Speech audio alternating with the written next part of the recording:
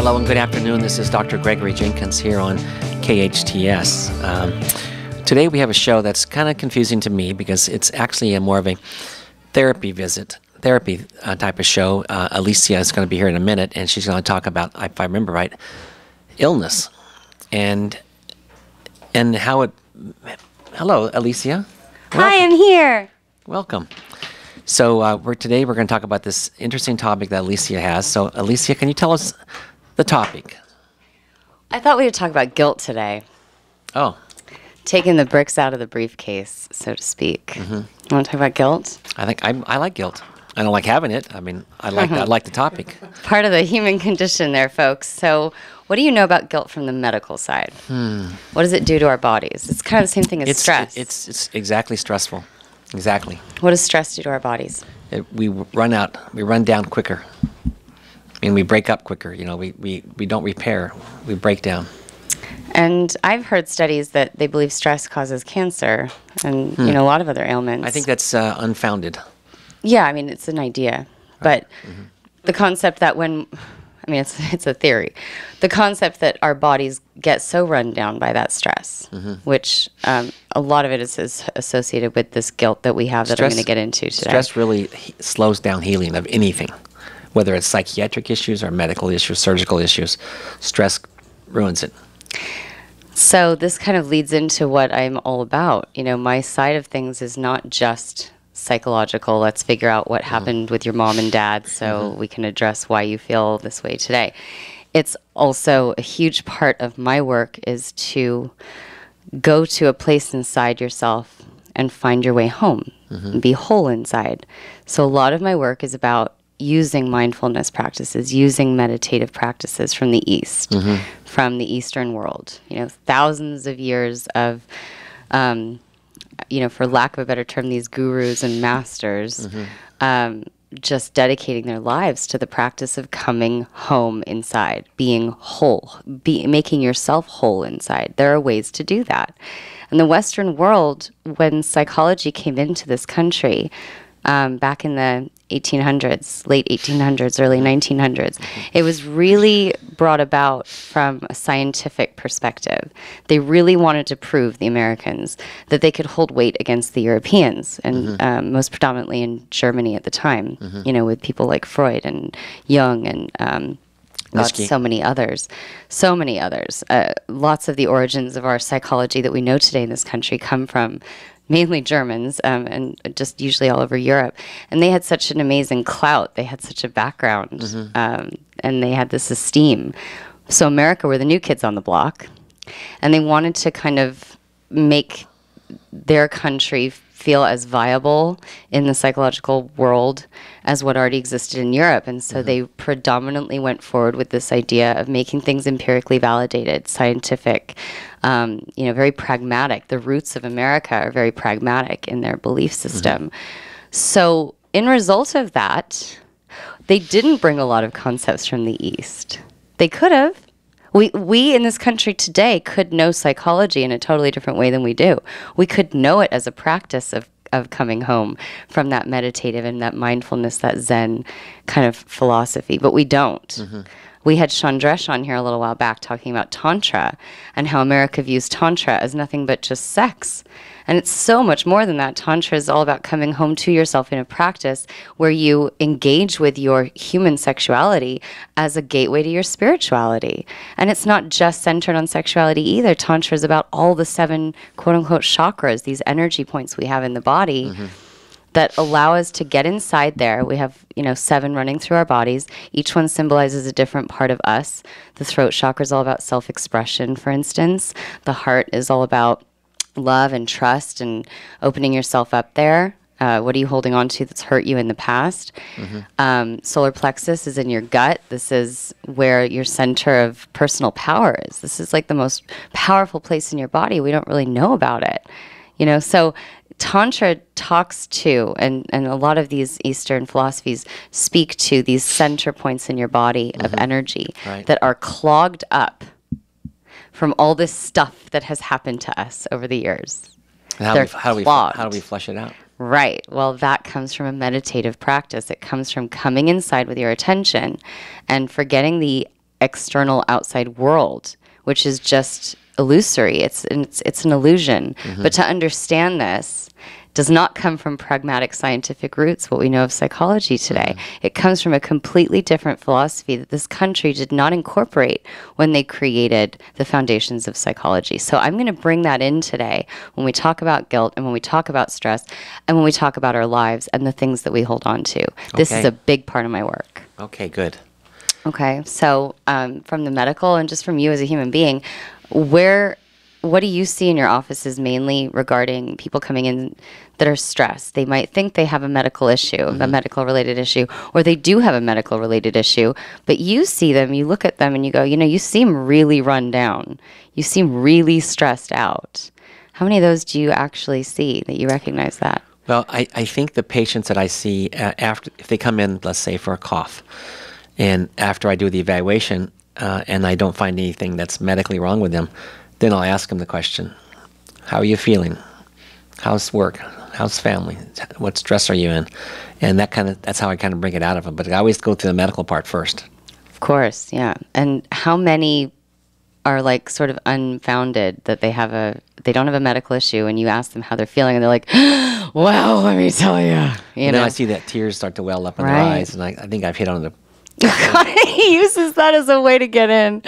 You're terrible. No, I mean I hit on what was wrong with him. Oh, you hit the spot. In other words, you take that moment of vulnerability with your client crying in your office and then hit on them. No, not that kind of hitting. That is not what you meant. I hit on the answer. What was wrong it was. I was going to call you a predator. Just that. I wouldn't do that. Yeah, you know that. Not you, Doc.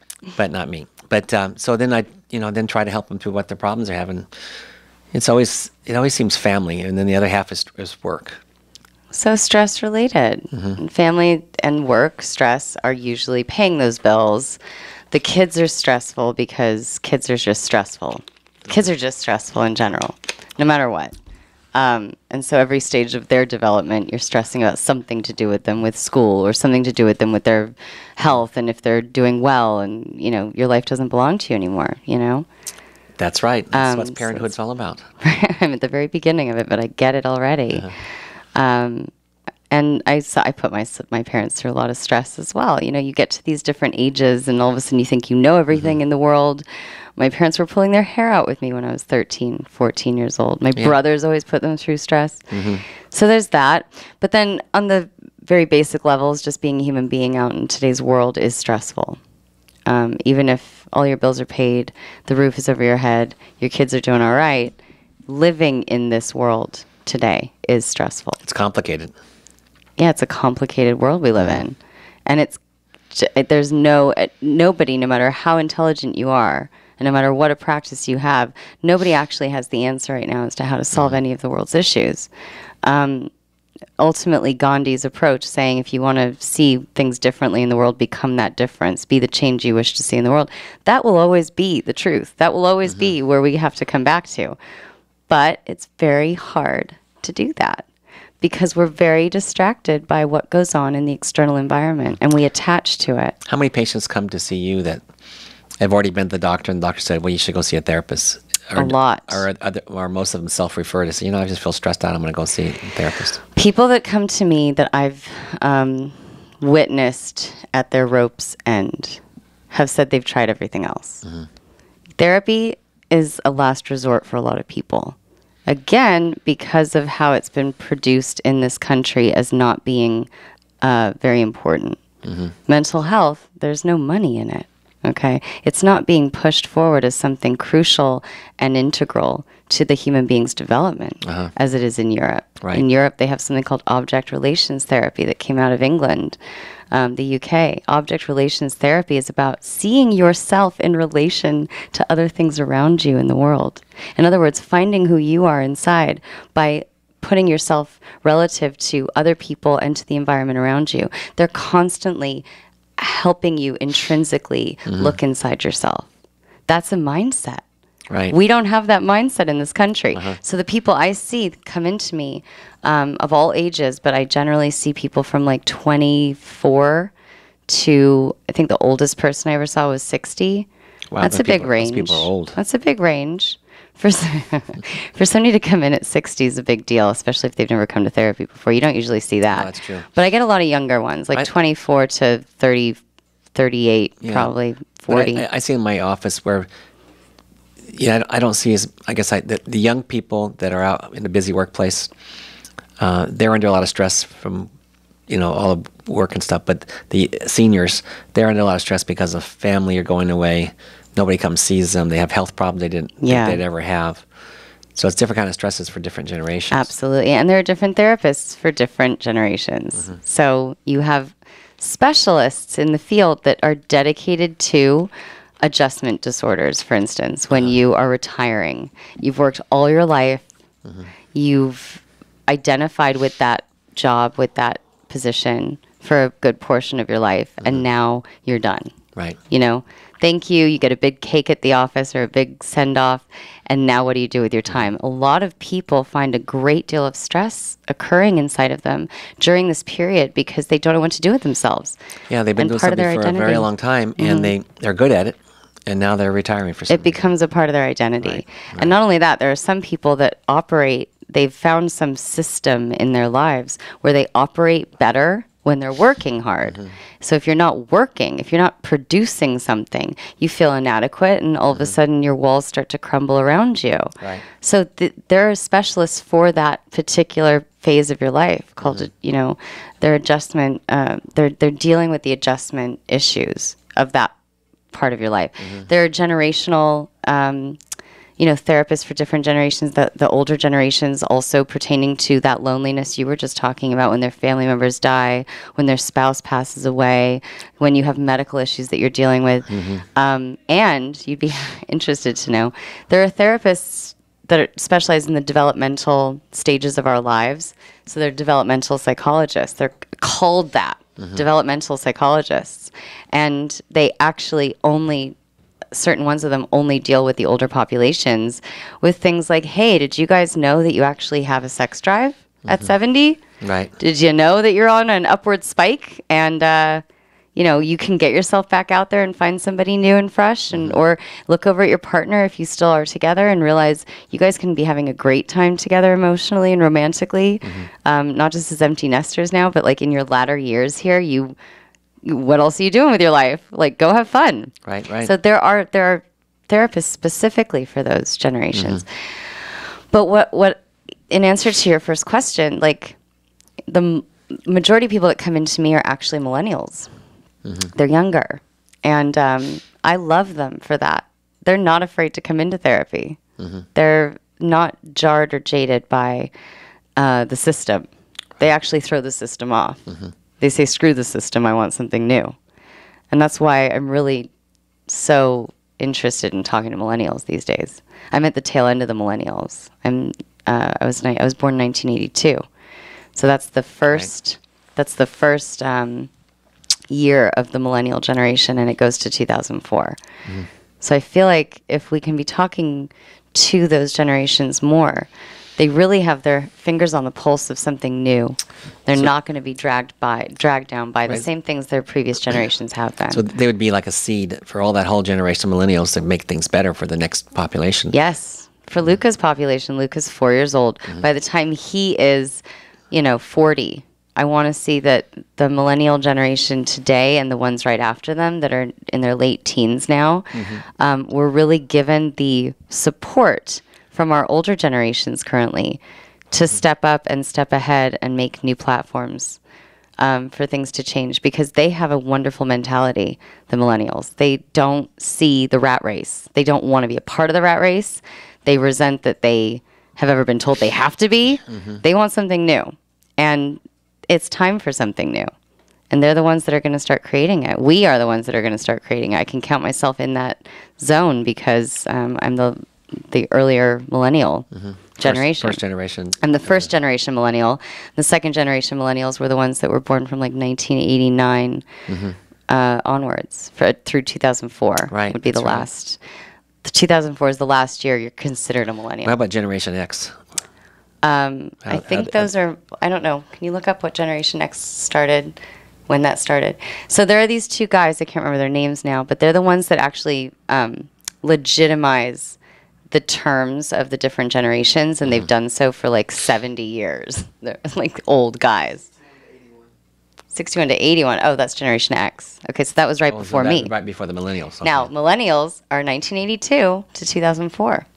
And what are the names of the two guys that actually make that legitimized? There are these two guys that actually, throughout the generations, have named each generation and given the time frames for each one. I think it's a really interesting thing to identify today when we're talking about how we're going to get back inside our bodies, stop looking at the external world, and really hone in on what the most important things are. And I do believe it's these millennials that are they have their finger on that pulse. They're already there. Right. They already feel this way. They already know how to come back inside because they've looked at the external world and said, screw that. That is not what I want to be a part of. And they're seen as apathetic, but they're not. They're very conscious individuals. Highly conscious, highly aware of the environment and others. They don't care what bathroom you go into. They don't care about red or blue. They want purple. Red and blue together equals purple. Right. They want equality. They're just not given a voice right now, a platform right now. Nobody's listening to them yet. Nobody sees them and is asking them the right questions and looking at them for the value that they can contribute to the world. They already have it all inside of them. So I'm all about that today, in my work today. I'm all about calling to the millennials and letting them know I see them and hear them, and I want their voices to raise together. Did you come up with those two names? No, you can't find it? I'll find out, put it up on the website. So anyway, it's a different mindset. That's where we're going with today's show. Okay. Kind of throw out what you know of diagnoses and putting yourself into boxes. Sounds good. It's Think like outside the box. all new equipment. Yeah, I'm not going to sit here and I'm not going to be talking about diagnoses today for stress, major depressive disorder and major anxiety disorder and specific anxiety disorder. We've done those kind of shows, and they're very interesting and very good to be like reflective on the facts. But there's a whole other mindset out there about stress, about anxiety, about depression, and that's from the East. And if we can incorporate some of those philosophies into our work here in the Western world, we can really combat what it is to be human on the deepest, intrinsic, most emotional levels from inside, not outside. Come back inside. We're going to figure this out after the break, I guess. Yeah, Okay. So we're going to take a break now. This is Dr. Gregory Jenkins with Alicia Dukov, our psychotherapy intern here at... Doctoral student of clinical psychology. Yeah, I get it right here. Someday. And we're at KHTS, and we'll be right back. Thanks. Thanks.